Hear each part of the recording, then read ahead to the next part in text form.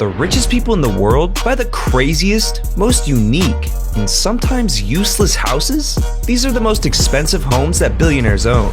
First up, you know one of the biggest power couples, Jay-Z and Beyonce, had to go all out when they bought a house together. I'm talking the highest priced home ever sold in California, right off the coast of Malibu. This thing looks straight out of space. And since Jay-Z has a history of being attacked on stage, they needed the best security they could get.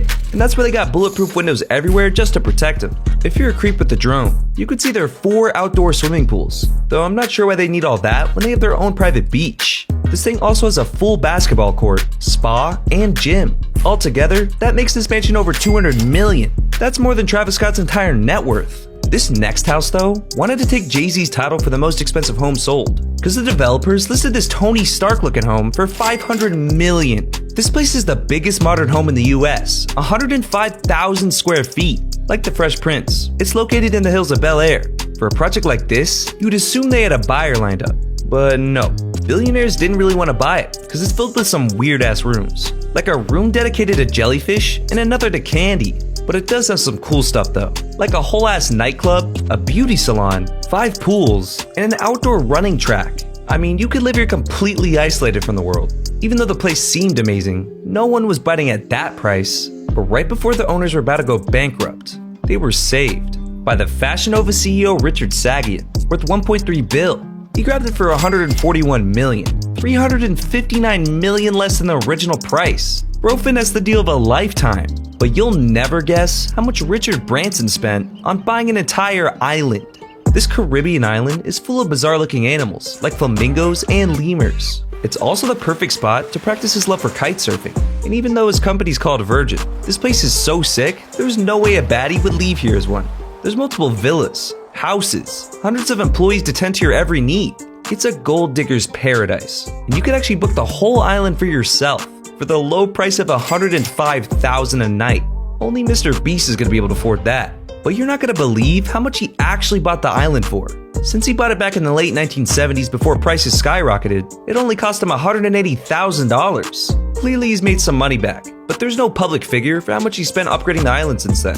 He's had houses burned down and rebuilt even more luxurious ones, so it's got to be near the tens of millions, if not hundreds of millions of dollars. George Lucas's house wasn't as concerned with luxury, because it's a film nerd's paradise. The Skywalker Ranch is one of the most beautiful places any billionaire owns. It's got vineyards, mountain ranges, and rolling hills that make you feel like you're in the Victorian era. There's movie references all around the ranch, like a statue of Yoda, Charlie Chaplin's hat and cane, and a new drawing of John Lennon. But the main draw of this ranch is that it actually houses the entire sound division of Lucasfilm, which is used for most of the Star Wars and Indiana Jones films. George found that he couldn't get the right sound out of a rented studio, so he decided to create his own. They can mix, design, and do any post-production at the Skywalker Ranch. And when the films are finished, they've got a huge movie theater with 3-story tall LED screens to premiere them. They've also got a huge research library and tons of books and materials for sound designers to use. Since Skywalker Ranch actually is a ranch, they produce their own wine, olive oil, and even Wagyu beef. And if you happen to get a little too wine drunk and cause a fire, they actually have their own fire department ready to respond to any emergencies. I guess that's the cost of being so secluded. With all these features, Skywalker Ranch comes out to a whopping $100 million. Who knew George had that much money? I guess letting Disney ruin Star Wars was worth it for him in the long run. George Lucas isn't quite royalty though, like the British monarchy. If you're a Brit, you know everyone is always complaining about how much of their taxes go to the royal family. And once you learn how much their main palace is worth, you might get why they need your money. Because just on the inside, there's 775 rooms, a private doctor's office, police station, and over 25,000 bottles of wine in their wine cellar? My god.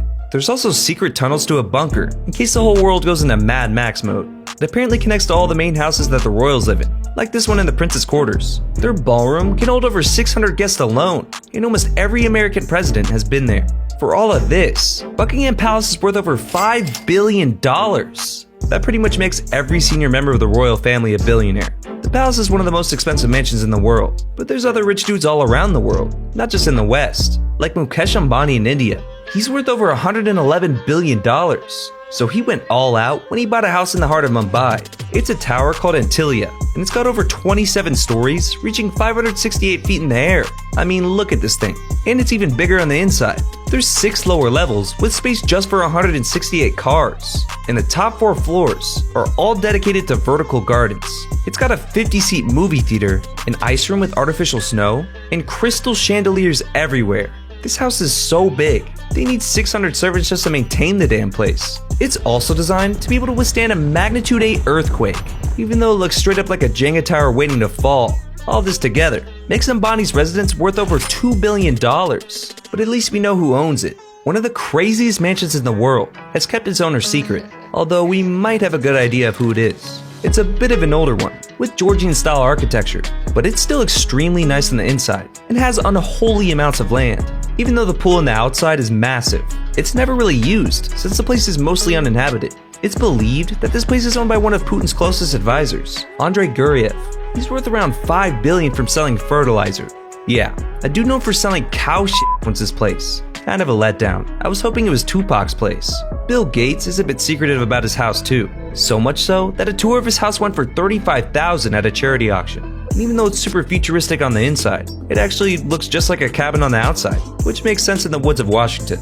Bill calls it Xanadu 2.0, named after Citizen Kane's fictional mansion. His vision for the house was to have one of the first smart homes. Any guest of the house can change each room's lighting, music, and climate via touchpad devices. Throughout the place, there's $80,000 worth of touchscreens that can display artwork or anything else you can imagine. Through the front and the bottom of the house, there's a stream of salmon and trout, so Bill can fish after pulling an all-night coding session. It's also home to a giant library with a $130 million book, which is crazy because that's literally the price of his entire mansion. For Tiger Woods, you'd expect about as much as his mansion costs. As one of the richest athletes in the world, he made sure he can work on his golf game even when he's at home. Tiger's mansion has a 4-hole course in the backyard, complete with a short game area and a video studio where he can analyze his swing. He's also got an oxygen therapy room, whatever that means, and an outdoor track, because we all know how much sprinting you do in golf. But the Florida island itself that he lives on, Jupiter Island, is hella expensive. Only 900 people live there, and he's in an even more exclusive neighborhood within it, so he had to put down 54 mil on it. And like Tiger, Larry Ellison also needs time to escape from the media. So he built a house he felt would be the perfect mix of tranquility and harmony with nature. It sounds corny, but the house actually looks pretty cool. It's inspired by a 16th century Japanese emperor's palace, and it definitely shows through its bathhouse, dope Japanese gardens, and tea house. He dropped $70 million just to feel a little zen, and I didn't think you could feel zen in New York, but Ira Renard definitely tried. Renard wanted to find an area where he doesn't have to hear all that damn traffic, so he ended up paying $248 million for a New York estate in the Hamptons, but estimates say it might be worth $500 mil now. This huge mansion has 12 chimneys for some reason, but that's not the only thing that's excessive, because dude spent $150K on his hot tub alone.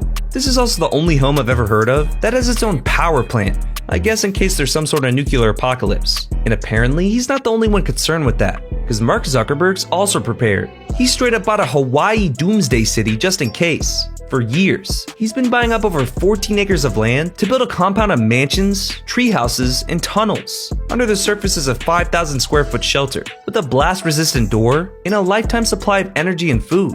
I guess we gotta become friends with Zuck if we want to survive the apocalypse. All you gotta do is pretend to be a lizard like the rest of them.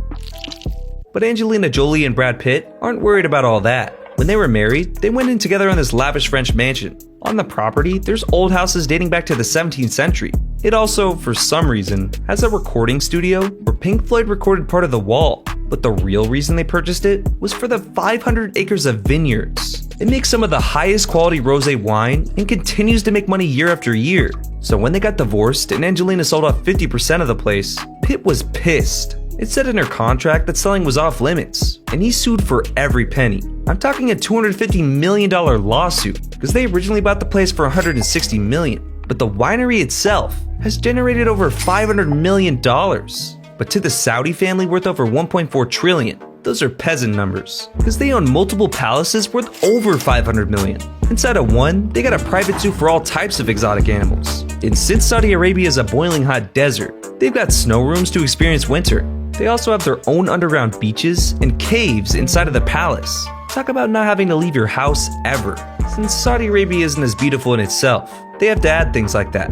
But France has natural beauty, so the villa once owned by the King of Belgium can give it a run for its money. It's got 50 acres of lush gardens, a view of the Mediterranean Sea and surrounding hills, and a huge greenhouse. It's also been the backdrop for some classic films, like one by Alfred Hitchcock. Valued at over $750 million, Jay-Z and Beyonce couldn't even afford it. It's owned by Russian billionaire Mikhail Prokhorov, and I don't know why he ran for president against Putin in 2012 when he could have just chilled here. Man's just lucky he didn't get whacked.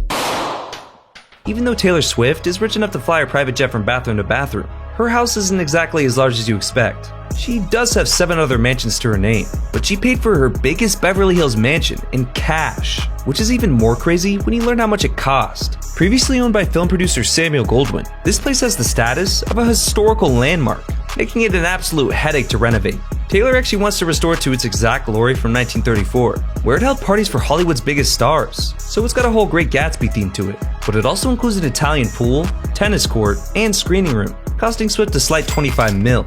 Even though music makes a lot of money, some football players make even more. So after Lionel Messi signed his Miami contract, making his career earnings over $1.6 billion, it didn't surprise anyone when he purchased the largest place of any football player ever. And here, he's living better than anyone else on this list. I mean, he has his own private island shaped just like his logo, since it's in the middle of the ocean. There's helicopter pads, super yacht docks, and a soccer pitch to keep his game pristine. Altogether, Messi's private island comes up to $100 million, but at the moment it's just a concept.